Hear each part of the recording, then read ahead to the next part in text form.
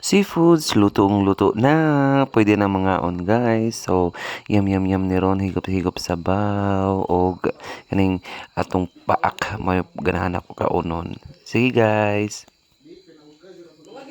Gagi andaman na namo si inay og kaning presko buhi pa jud na siya guys. O naglihok pa jud ang mga galamay niya guys at ang paak ready na ni siya no lutoon na nagkisaw-kisaw na. So ready na sila lutoon guys. So presko ni gikan siya sa ato ra pod ni ka-edit ko 55 ml. Og kani pod atay tahong mo na yung tahong. Ang dagko kayo, dagko. So dire ka dagko gud siya. So ready na ni siya for sudan nato karon. So good vibes evening everyone. Pwede na lutuan nay.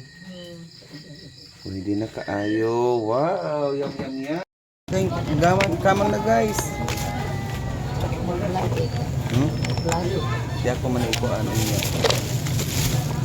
Sa mga kuan man iko ano dala sa dagat no. Thank you guys. Thank you for watching. So thank you kay mga besh, mga amiga.